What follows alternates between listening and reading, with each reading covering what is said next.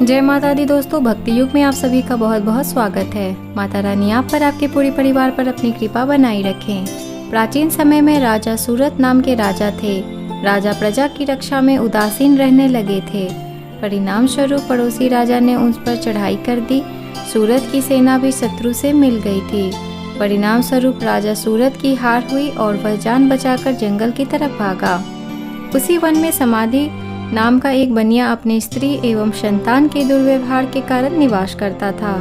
उसी वन में बनिया समाधि और राजा सूरत की मुलाकात हुई। दोनों का परस्पर परिचय हुआ। वे दोनों घूमते हुए महर्षि मेघा के आश्रम में जा पहुँचे। महर्षि मेघा ने उन दोनों के आने का कारण पूछा तो वे दोनों बोले कि हम अपने सगे संबंधियों द्वारा अपमानित होने पर यहाँ आए हैं और हमारे हृदय में उनका मोह बना हुआ है। इसका कारण क्या है? महर्षि मेघा ने उन्हें समझाया कि मन शक्ति के अधीन होता है और आदि शक्ति के अविद्या और विद्या दो रूप हैं। विद्या ज्ञान स्वरूप है और अविद्या अज्ञान स्वरूप। जो व्यक्ति अविद्या अज्ञान के आदिकरण में उपासना करते हैं उन्हें वे विद्या स्वरूपा प्राप्त होकर मोक्ष प्रदान करती है। इतना सुन राजा सूरत ने प्रश्न किया, हे महर्षि, देवी कौन है? उसका जन्म कैसे हुआ? महर्षि बोले, आप जिस देवी के विषय में पूछ रहे हैं वह नित्य स्वरूपा और विश्वव्यापिनी है।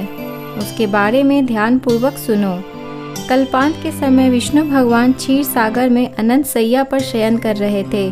तब उनके दोनों कानों से मधु और कैटव नामक दो दैत्य उत्पन्न हुए।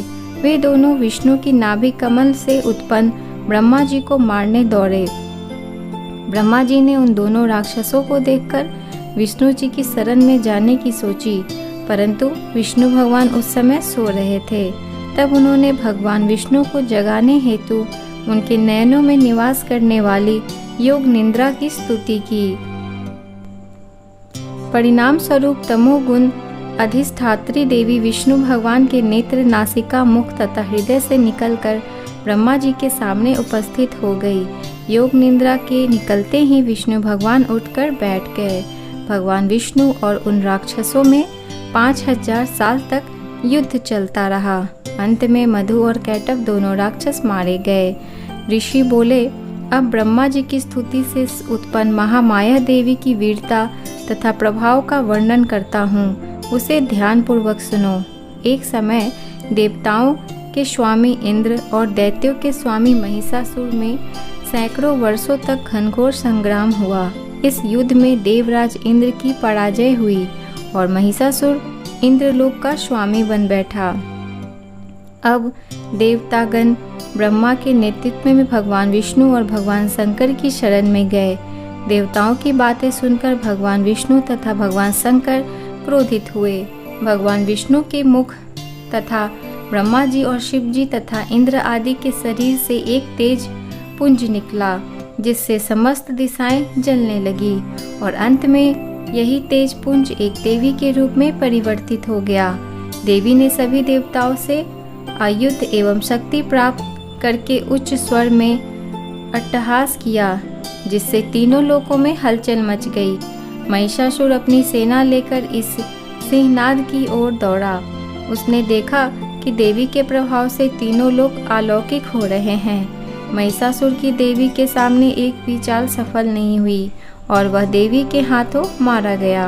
आगे चलकर यही देवी शुंभ और निशुंभ राक्षसों का वध करने के लिए गौरी देवी के रूप में अवतरित हुई। इन उपरोक्त व्याख्याओं को सुनाकर मेघा ऋषि ने राजा सूरत तथा बनिया से देवी स्तवन की विधिवत व्याख्या की। राजा और वनिक नदी पर जाकर देवी की तपस्या करने लगे। 3 वर्ष तक घोर तपस्या करने के बाद देवी ने प्रकट होकर उन्हें आशीर्वाद दिया।